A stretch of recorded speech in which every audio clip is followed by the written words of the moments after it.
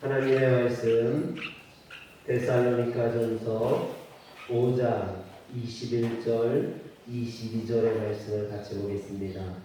제가 가지고 있는 성경은 신약성경 333면에 나와 있습니다.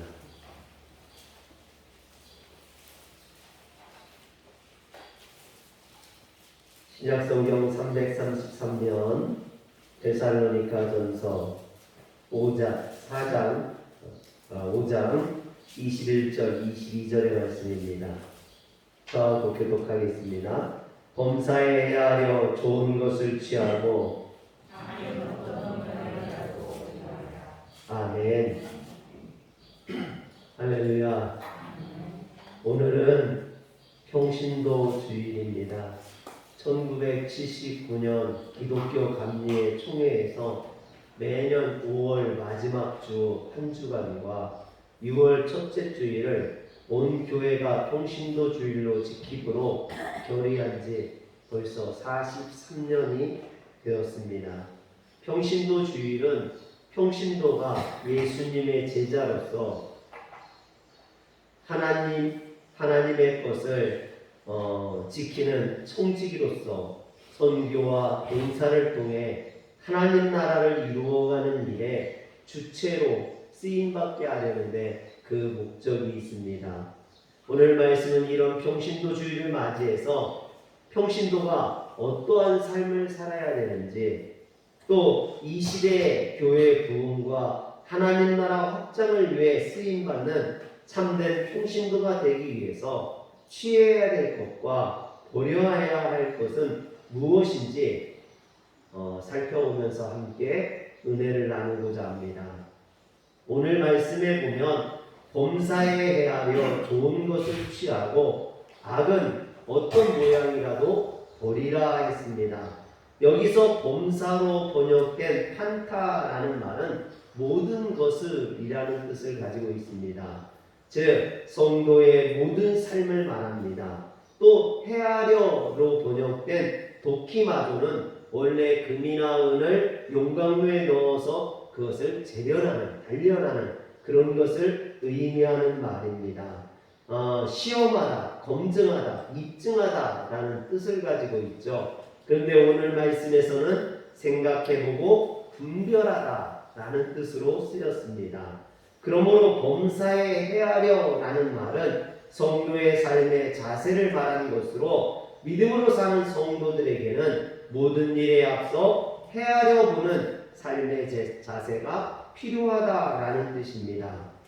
그런데 이때 전제되어야 될 것이 하나 있는데, 어떤 기준을 가지고 생각할 것인지, 어떤 기준을 가지고 분별할 것이고 헤아릴 것인지 우리는 그것을 생각해 봐야 됩니다. 즉 분별하고 헤아리는 도키마조의 과정에서 기준, 시금석을 무엇으로 삼을 것이냐 하는 것이죠. 여러분, 그래서 첫 번째로 진정 하나님께서 기뻐하시는 뜻인가, 그것을 먼저 헤아려 볼 수 있어야 합니다.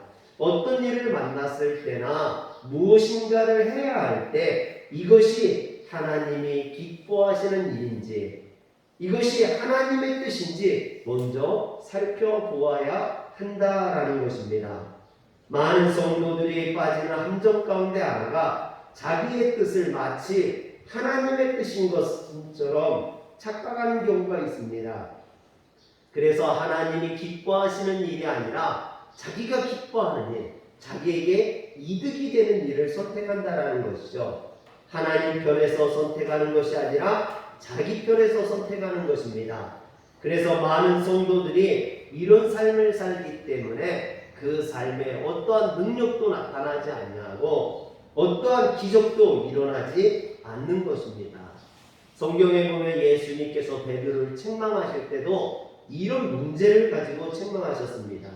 마태복음 16장에 보면 예수님께서 가이사랴 지방에 이르러 제자들에게 물으셨습니다. 사람들이 인자를 누구라 하느냐? 그러자 제자들이 대답했습니다. 더러는 엘리야라, 더는 요한이라, 어떤 이는 예레미야나 선지자 중에 하나라 하나이다. 여러분, 그러자 예수님께서 다시 물으셨습니다. 너희는 나를 누구라 하느냐? 예수님께서 물으셨을 때 제자들은 대답하지 못했습니다. 그러다가 베드로가 주는 그리스도시요 살아계신 하나님의 아들이시니이다. 이런 믿음의 고백, 유명한 신앙의 고백을 했습니다. 주님은 믿음으로 신앙을 고백한 이 베드로를 칭찬하셨죠. 그러면서 뭐라고 말씀하셨습니까? 천국의 열쇠를 더 주시고 17절에 보면 예수께서 대답하여 이르시되 바요나 시몬아 네가 복이 있도다. 이를 내게 알게 하니는 혈육이 아니요 하늘에 계신 내 아버지시니라. 즉 베드로가 세상의 일을 생각한 것이 아니라 하나님의 뜻을 생각했기 때문에 이런 믿음의 신앙의 고백을 할 수 있었다라고 보셨던 거죠. 그래서 예수님은 이런 베드로를 칭찬하셨습니다. 그리고 나서 예수님께서는 자신의 죽음과 예루살렘에 올라가서 십자가를 지셔야 함을 말씀하셨습니다. 그런데 조금 전까지 이렇게 예수님에게 칭찬을 받고 하나님 나라의 일을 생각하고 신앙을 고백했던 베드로가 예수님 앞에 나서서 항변합니다. 22절에 보니까 주여 그리하지 마옵소서 이 일이 결코 주께 미치지 아니하리다.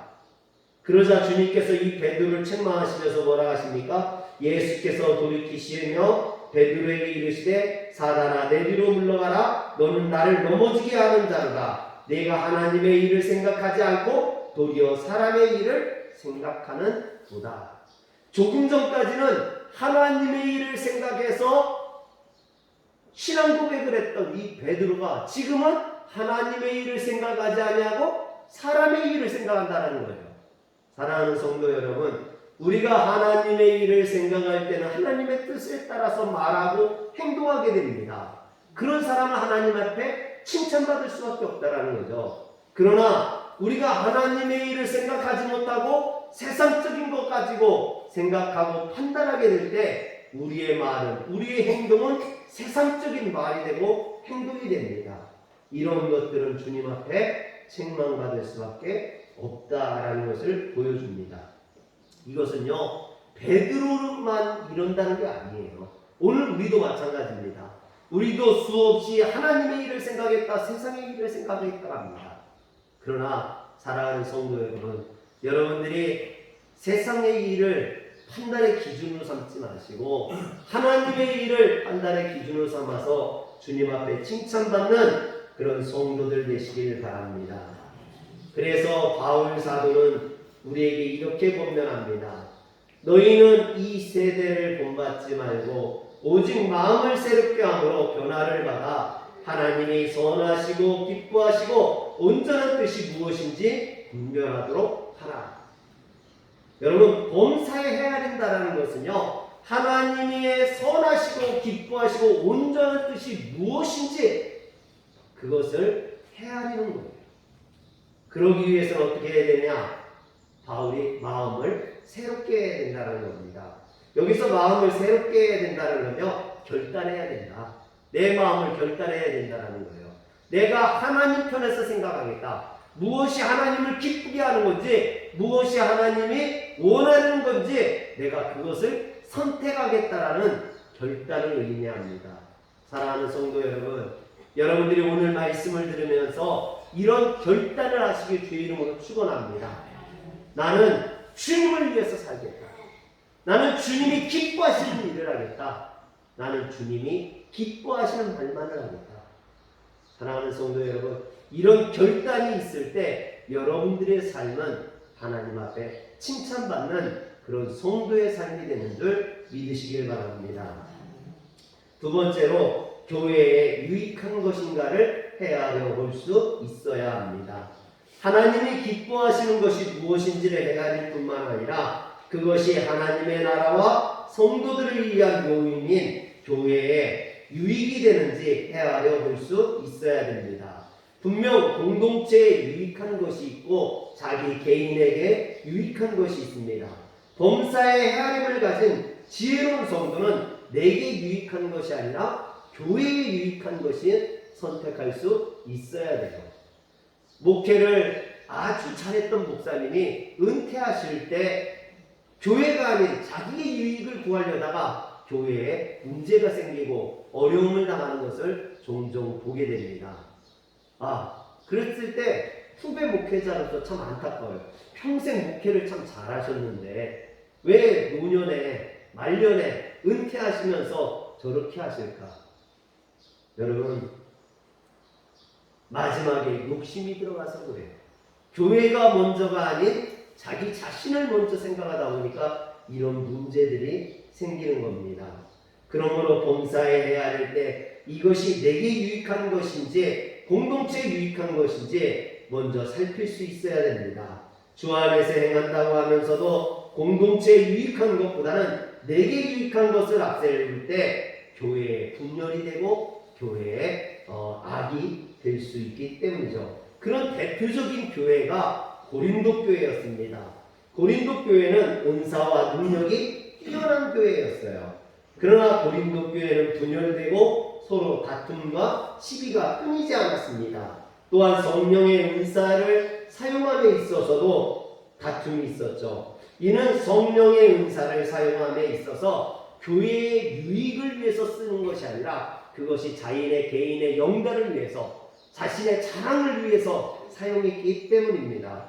그래서 사도 바울은 고린도전서 13장 사랑장에 뭐라고 이야기합니까? 믿음, 소망, 사랑 이 세 가지는 항상 있을 것인데 그 중에 제일은 사랑이다. 사랑하는 성도 여러분, 교회에 수많은 은사들이 있죠. 그 많은 은사들 중에 제일 중요한 건요, 사랑하는 거예요. 우리 옆에 분을 봅시다. 우리 옆에 분에게 사랑합니다 얘기 좀 해줍시다. 사랑합니다. 네, 사랑할 때는 웃으면서 좀 하세요. 인상 쓰면서 사랑한다 하면 그 말을 누가 믿겠습니까? 다시 한번 웃으면서 사랑합니다. 사랑합니다. 여러분, 교회는 이처럼 사랑이 있어야 돼요. 이 사랑이 없으면 주님을 향한 사랑, 목회자를 위한 사랑, 성도를 위한 사랑, 이 사랑이 없으면 교회는요 그것보다 더 괴롭고 고달픈 데가 없게 됩니다. 하나님의 교회로서 더 이상 역할을 하지 못하게 되는 거죠. 그래서 바울은 고린도전서 12장 4절에서 7절에 여러 가지 은사에 대해서 이렇게 이야기합니다. 저하고 한번 교독할게요. 은사는 여러 가지나 성령은 같고 또 사역은 여러 가지나 모든 것을 모든 사람 가운데서 이루시는 하나님은 같으니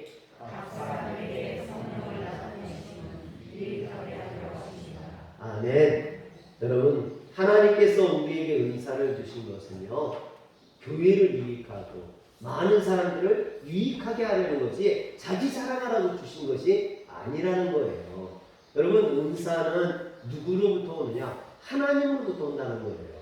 그래서 고린도전서 12장 8절에서 10절에 보면 9가지 은사들이 나와요. 그 뒤에 한번 보여주시겠어요? 어떤 사람에게는 성령으로 말미암아 지혜의 말씀을, 어떤 사람에게는 같은 성령을 따라 지식의 말씀을,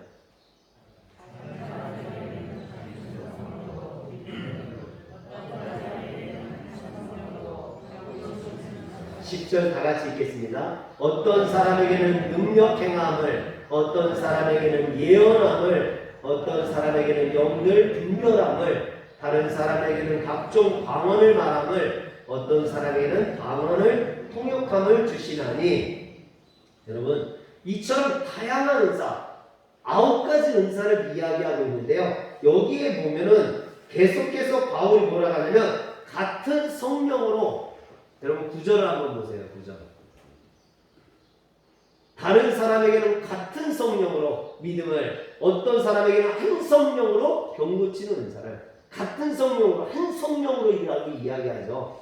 이 은사가 다양하지만 그 은사가 오는 것은 한 성령으로부터 온다는 것을 강조하고 있는 겁니다. 그러므로 더 중요한 은사도 없고 덜 중요한 은사도 없습니다. 성령의 역사는 인간이 평가하고 판단할 수 있는 게 아니에요. 선물로 주셨기 때문에 우리는 감사하고 또 그것을 가지고 하나님 앞에 영광 돌리는데 사용하면 되는 것입니다. 그 은사는 자랑하라고 주신 게 아니라는 거예요. 봉사하고 섬기라고 주신 것이죠. 여러분, 교회에 대해서 직분도 마찬가지입니다. 교회 안에 목사, 교사, 장로, 권사, 집사 등 다양한 직분이 있지만 모든 직분은요, 하나님을 섬기고 성도들을 섬기라고 주신 것이라는 겁니다. 절대로 교회의 직분이 권력도 아니고 특권도 아닙니다. 그러므로 교회 안에서 내가 직분이 높다고 교회 안에 군림하려고 해서는 안 됩니다.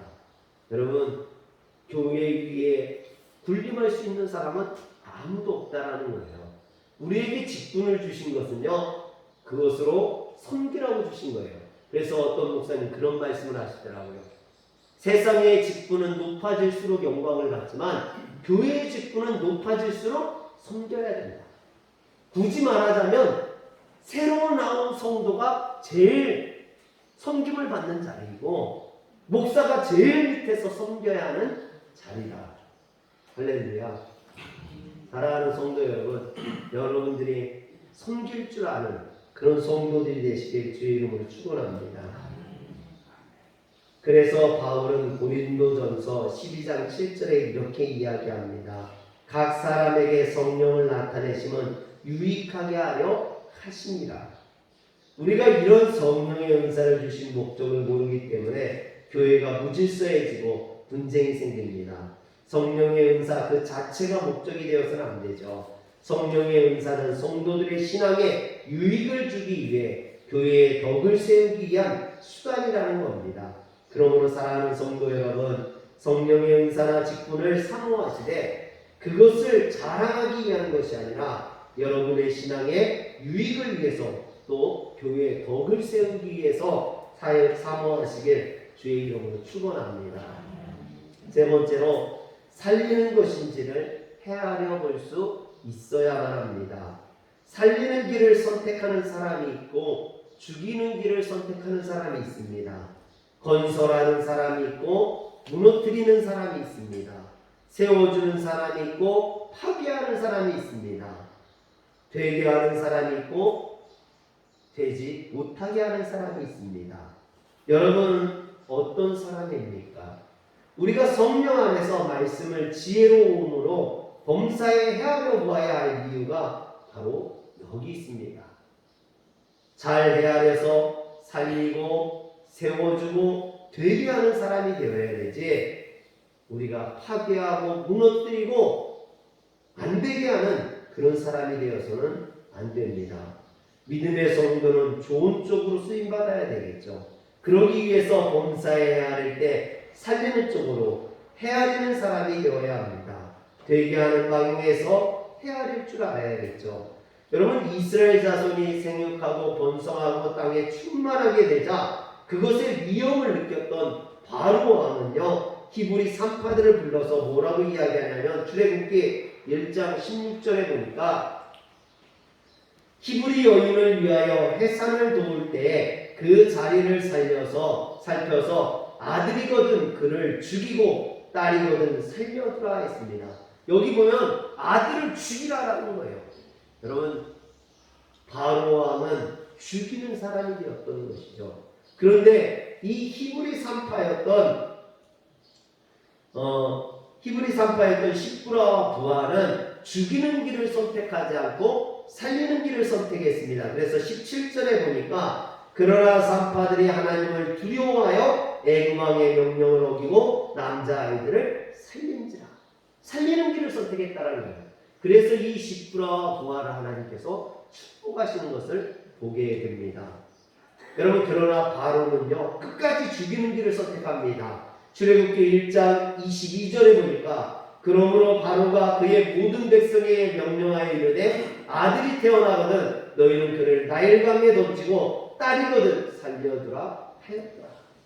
여러분, 끝까지 죽이는 길을 선택했던 이 바로왕은 어떻게 됐습니까? 나중에 그 남자아이들을 나일강에 버려서 죽이라고 했는데 결국 그가 홍해에 빠져서 죽게 되버리죠. 죽이는 길을 선택했던 자신이 그 죽음 가운데 들어가게 되는 거예요. 살리는 길을 선택했던 사람들은 오히려 하나님에게 축복을 받게 됩니다. 여러분, 레위 사람 아므람과 요게벳, 모세의 아버지와 어머니죠. 이 사람들도 사내 아이를 낳으면 죽이라겠는데 그는 죽이는 길 대신에 살리는 길을 선택합니다. 그래서 아이를 석 달 동안 숨겨서 키웁니다. 그리고 더 이상 숨길 수 없게 되자 그 아이를 하나님 앞에 맡기듯이 나인 방에 갖다 놓습니다. 이렇게 살리는 길을 선택한 사람들에 의해서 죽음 가운데 구원받았던 모세가 나중에 이스라엘 백성들을 애굽에서 죽음의 땅에서 하나님의 약속의 땅으로 구원하는 출애굽의 역사를 이루는 하나님 앞에 쓰임받는 민족의 지도자가 됩니다. 사랑하는 성도 여러분, 여러분들이 살리는 길에 서시길 주의 이름으로 축원합니다. 민수기 13장에 보면 출애굽한 이스라엘 백성들이 바란 광야 가데스에 이르러서 가나안에 정탐꾼을 보내는 이야기가 나옵니다. 모세는 하나님의 명령에 따라 각 지파에서 한 명씩 12명을 선택해서 가나안 땅에 정탐꾼을 보내죠. 그리고 그 12명이 가나안 땅에 들어가서 40일 동안을 정탐하고 돌아와서 보고를 하게 됩니다. 그런데 여호수아 갈렙은 뭐라고 하냐면 올라가자, 하나님께서 우리에게 그 땅을 주셨다, 그 땅을 취하자라고 이야기합니다. 그러나 나머지 10명은 그 땅을 악평하면서 그 땅은 우리의 것이 아니라고 이야기하죠. 그들의 보고를 한번 볼까요? 민수기 13장 31절부터 34절까지 저 교도하겠습니다. 그와 함께 올라갔던 사람들은 이르되 우리는 능히 올라가서 그 백성을 치지 못하리라. 그들은 우리보다 강하니라 하고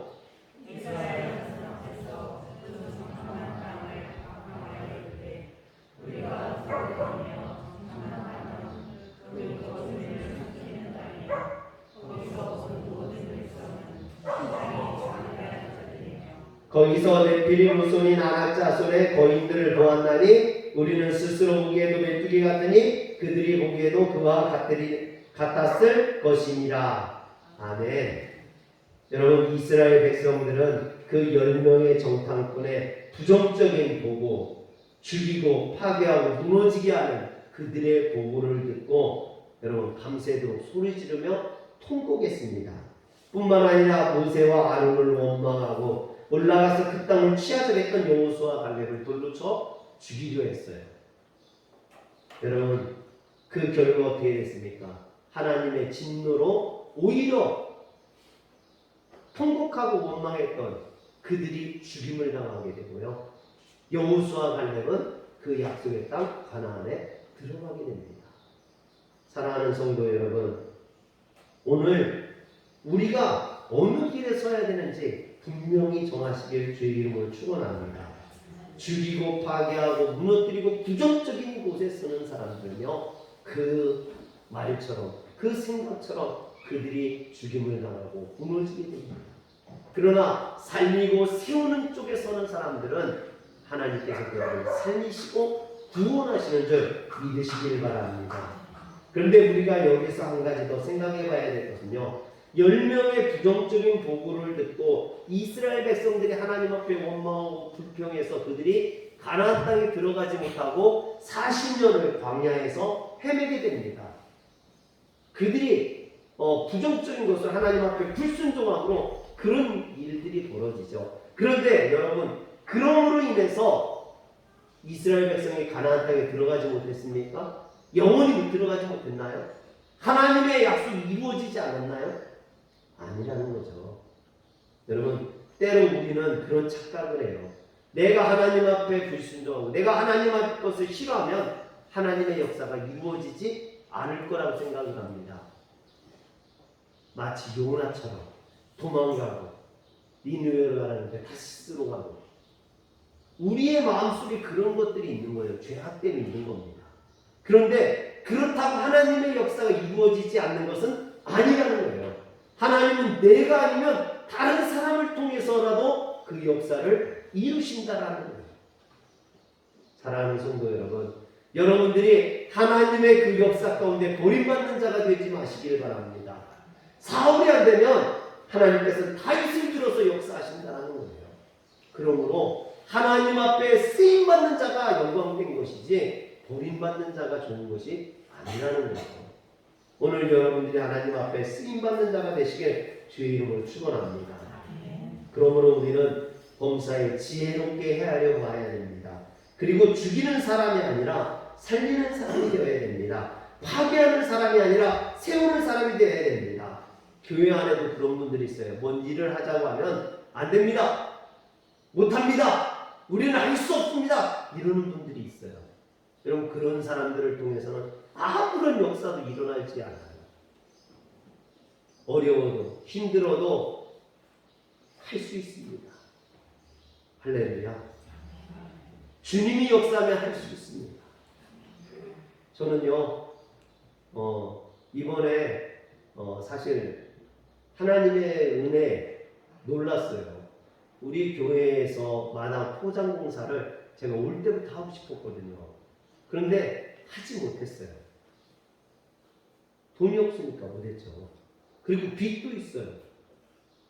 이 빚을 어떻게 해야 되나 고민이 많았거든요. 그런데 여러분 하나님이 역사하시니까 다 갚았어요. 마당 포장도 빚 없이 다 했어요. 우리 화연교회 이제 빚 없습니다. 얼마나 감사한지. 여러분 사람의 생각으로는 어떻게 해야 되느냐 할 수 없다고 생각했어요. 5년 동안 우리가 적금을 들어서 그 빚을 갚으려고 했어요. 그런데 하나님께서는 한 번에 그것을 해결해 주셨다는 거예요. 사람의 생각이나 누가 계획해서 된 것이 아니에요. 여러분 하나님이 역사하시면 가능한 줄 믿으시길 바랍니다. 우리는 그 하나님의 능력을 믿는 거예요. 내가 믿는 하나님은 그런 전능하신 하나님이라는 겁니다. 마지막으로 취할 것과 버릴 것을 잘 헤아려야 합니다. 취할 게 있고요. 버려야 될 것이 있어요. 하나님의 뜻대로 결정한, 하나님의 뜻대로 살기로 결정한 성도들은 반드시 취해야 될 것과 버려야 될 것이 있습니다. 무엇을 취해야 될까요?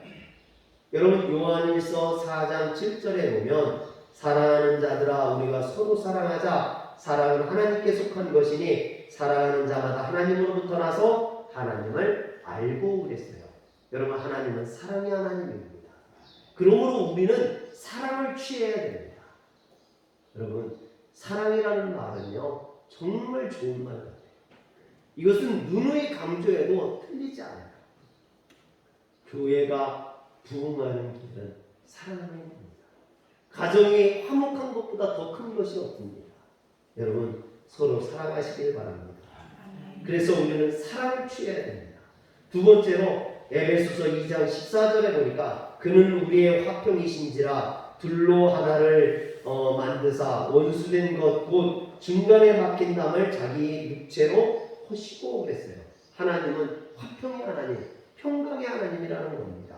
그러므로 우리 또한 화평을 선택해야 돼요. 여러분 분쟁하는 게 있다면 여러분 분쟁하는 길로 가지 마세요.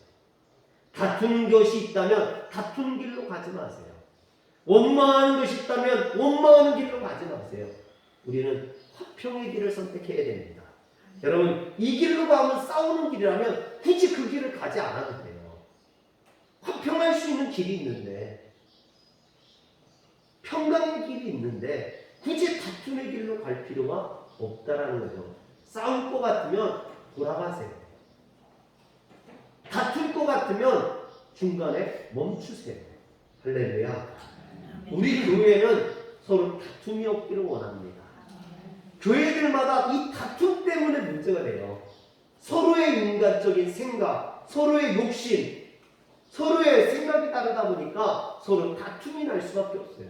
그러나 우리 교회는 다툼의 길을 가지 않냐고 화평의 길을 갈 수 있는 성도들 되시길 바랍니다. 또 로마서 14장 17절에 보니까 하나님의 나라는 먹는 것과 마시는 것이 아니요 오직 성령 안에 있는 의와 평강과 희락이니라 그랬습니다. 하나님은 의로우신 하나님입니다. 공의의 하나님입니다. 그러므로 우리는 의로운 길을 갈 수 있어야 돼요. 바른 길을 갈 수 있어야 됩니다. 할렐루야. 저희 디아 친구 엄마가 다른 아이들이 무슨 대회 나가는데 아이들이 입적이 안 됐다고 DI 이름으로 나갔으면 좋겠다라고 그래요. 그러니까 저희 집사람도 이제 부탁을 하니까 좋은 의도에서 들어주려고 하는 거예요. 근데 제가 안 된다고 했어요. 왜 그런 불법을 하려고 하는 거야? 그래서 목사 자녀가 그런 잘못된 방법으로 가면 되겠느냐? 여러분, 저는 그런 생각을 갖고 있어요. 제가 예산에 있을 때 가까운 학교가요, 중학교가 인원이 30명밖에 안 되는 거예요. 1, 2, 3학년 합쳐서 30명이 조금 넘어요. 근데 학교 선생님은 저희 아이들을 보내줬으면 좋겠는 거예요. 저희 사야를 그 학교에 보내줬으면 좋겠는 거예요. 그런데 이제 집사람도 그렇고 저도 걱정하는 거예요. 학교에 30명밖에 안 되는 학교, 한 반에 10명밖에 안 되는 그런 학교에 보내서 얘가 공부를 제대로 할 수 있을까? 그래서 전에 있던 목사님들은 아이들을요, 주소로 옮겨가지고 다른 학교에 보냈어요. 그래서 저한테도 그러라는 거예요. 뭐 고민해. 주소 옮겨가지고 시내에 있는 학교에 보내. 고민이 됐어요. 그런데 목사가 그런 편법을 써서 애를 도시에 있는 학교를 보내야 되느냐 고민이 됐어요. 결국은요, 그 학교에 입학시켰어요. 왜? 그것이 목회자로서 다른 길이 아니라고 생각했기 때문에. 사랑하는 성도 여러분, 우리가 잘못된 길로 가지 아니하고 주님을 믿는 사람이라면 바른 길을 갈 수 있기를 주의 이름으로 축원합니다. 이처럼 우리는 의를 추구하고 화평을 추구하고 사랑을 추구해야 됩니다. 그러나 버려야 할 것도 있어요. 무엇을 버려야 될까요? 오늘 말씀에 보면 범죄하여 좋은 것을 취하고 악한 어떤 모양이라도 버리라 그랬어요. 여기 보면 모양이라는 말이 나오는데 이 모양이라는 말은요, 눈에 보이는 것, 외적인 형식을 의미하는 말입니다. 종이라는 뜻도 있죠. 여러분, 그래서 이 모양이라는 말은요, 그 모양이라도 취하지 말고 어떤 종류의 악이든지 철저히 배격하라는 말이 됩니다. 결국 성도는 악을 멀리해야 된다. 악한 것은 그 모양이라도 취하지 말고 비슷한 거라도 취하지 말고 가까이 가서도 안 된다라고 말하는 겁니다. 하나님은 악을 미워하시고 기뻐하지 아니하십니다. 따라서 악은 결코 하나님과 함께 할 수 없어요. 더욱이 하나님께서 악을 기억해 두셨다가 그 악은 심판하신다고 말씀하셨습니다. 그렇기 때문에 우리 성도들은 그 악한 것에는 가지 않으시길 주의 이름으로 축원합니다. 사랑하는 성도 여러분, 여러분들이 선한 길, 바른 길, 의로운 길을 가시되 악한 길에는 들어서지 않기를 주의 이름으로 축원합니다. 그러므로 그러나 참으로 안타까운 건요, 오늘날 제가 이렇게 보면 어떤 길이 선한 길인지 어떤 길이 악한 길인지 이 구분하기가 쉽지 않아요. 참 선한 길 같은데 악한 길이 있고요, 악한 길 같은데 선한 길이 있기도 해요. 참 분별하기가 쉽지 않아요. 선한 사람 같은데 사기꾼이 있고요, 겉으로 보기에는 무락부락하고 저처럼 신경질적으로 생겼어도 그래도 착한 사람도 있어요. 우리 성도님들이 제가 착하다는 인정은 저 별로 안 하시는데, 여러분, 분별하기가 쉽지 않아요. 사람도 분별하기가 쉽지 않고 길도 분별하기가 쉽지 않아요. 그래서 오늘 우리에게 주어진 말씀이 그거예요. 정말로 우리가 기도해야 됩니다. 깨어 있어야 돼요. 그리고 분별할 수 있어야 돼요. 헤아릴 수 있어야 돼요. 하나님이 원하는 길이 무엇인지, 하나님의 뜻이 어디에 있는지 우리는 기도해야 됩니다. 분별해야 돼요. 사랑하는 성도 여러분, 오늘 평신도 주에 어떤 평신도가 정말 하나님 앞에 쓰임받는 평신도냐? 하나님의 길을 깨닫는, 하나님의 뜻이 어디 있는지를 분별할 수 있는 평신도, 그런 평신도들이 교회의 주축이 되고 하나님의 일을 할 때 그 교회는 바로 서게 되고 다른 길을 가게 됩니다. 그러나 자기의 욕심을 위해서, 세상적인 영광을 위해서 자신이 교회 리더가 되려고 한다면 그런 교회는 어려움을 당할 수밖에 없고 잘못될 수밖에 없다는 거예요. 오늘 우리 교회는 정말로 하나님의 길이 무엇인지를 깨닫고 그 길로 가며 선한 길로, 바른 길로, 의로운 길로, 사랑의 길로 갈 수 있기를 주의 이름으로 축원합니다. 기도하겠습니다. 전능하신 하나님, 오늘 우리가 하나님의 길을 바로 선택하게 하여 주옵소서. 주님이 원하시는 것이 무엇인지를 깨닫게 하여 주시옵소서. 우리가 범사의 해 아래서 좋은 것을 취하고 악한 것은 그 어떤 모양이라도 버리게 하여 주시옵소서. 우리 주 예수님의 이름으로 기도합니다. 아멘.